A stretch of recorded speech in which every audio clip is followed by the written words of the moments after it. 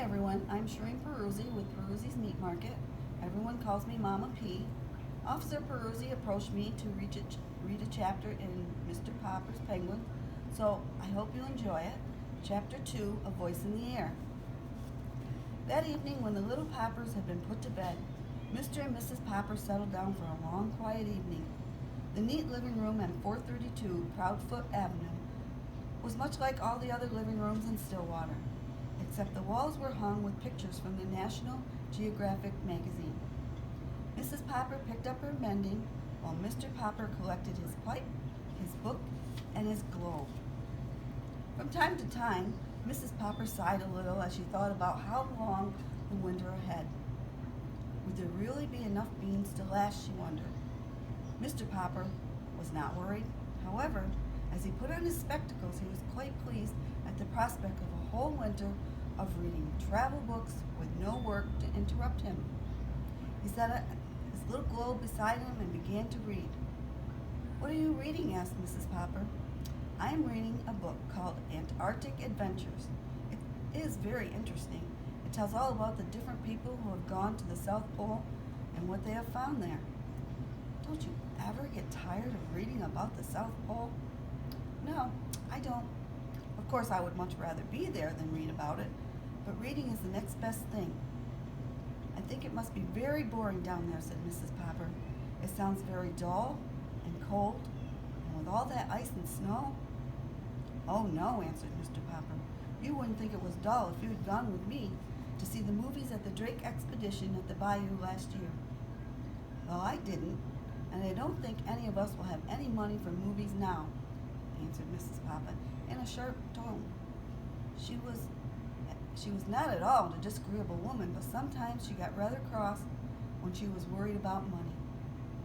"If you had gone, my love," went on Mr. Popper, "you would have seen how beautiful the Antarctic is.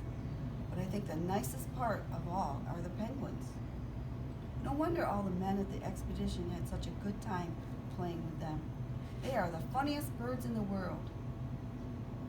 They don't fly like other birds. They walk erect like little men. When they get tired of walking, they just lie down on their stomachs and slide. It would be very nice to have one for a pet." "Pets," said Mrs. Popper. "First it's Bill wanting a dog, then Janie begging for a kitten. Now you and penguins? But I won't have any pets around. They make too much dirt in the house, and I have enough work now trying to keep this place tidy, to say nothing of the cost to feed a pet. Anyway, we have a bowl of goldfish." "Penguins are very intelligent," said Mr. Popper. "Listen to this, Mama. It says here that when they went to catch some shrimp, they all crowd to the edge of the ice bank, only they don't just jump in because a sea leopard might be waiting to eat the penguins. So they crowd and push until they manage to shove one penguin off to see if it's safe. I mean, if it doesn't get eaten up, the rest of them know it's safe for them to all jump in." "Dear me," said Mrs. Popper in a shocked tone. "They sound to me like pretty heathen birds." "It's a queer thing," said Mr. Popper, "that all the polar bears live in the North Pole and all the penguins in the South Pole. I should think the penguins would like to live in the North Pole, if they only knew how to get there." At 10 o'clock, Mrs. Popper yawned and laid down her mending. "Well, you can go on reading about those heathen birds, and I'm going to bed. Tomorrow is Thursday, September 30th, and I have to go to the first meeting of the Ladies' Aid and Missionary Society." "September 30th?" said Mr. Popper in an excited tone. "You don't mean tonight is Wednesday, September 29th? "Why, yes, I suppose it is, but what of that?" Mr. Popper set down his book at the Antarctic Adventure and moved hastily to the radio. "What of it?" he repeated, pushing the switch. "Why, this is the night the Drake Antarctic Expedition is going to start broadcasting." "That's nothing," said Mrs. Popper. "Just a lot of men in the bottom of the world saying, 'Hello, Mama, hello, Papa.'" "Shh," commanded Mr. Popper, laying his ear down to the radio. There was a buzz, and then suddenly from the South Pole, a faint voice floated into the Popper living room. "This is Admiral Drake speaking. Hello, Mama. Hello, Papa. Hello, Mr. Popper.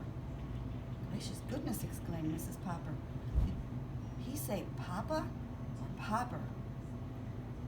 Hello, Mr. Popper up there in Stillwater. Thanks for your nice letter about the pictures of the last expedition. Watch for an answer. Not by letter. Mr. Popper, watch for a surprise. Signing off, signing off. You wrote to Admiral Drake? Yes, I did, Mr. Popper admitted.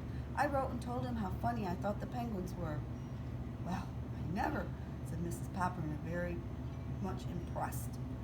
Mr. Popper picked up a little globe and found the Antarctic, and to think he spoke to me from all the way from there. And he mentioned my name. Mama, what do you suppose he means by a surprise? I haven't any idea, answered Mrs. Popper, but I'm going to bed. I don't want to be late for the Ladies' Aid and Missionary Society meeting tomorrow. Thanks, everyone.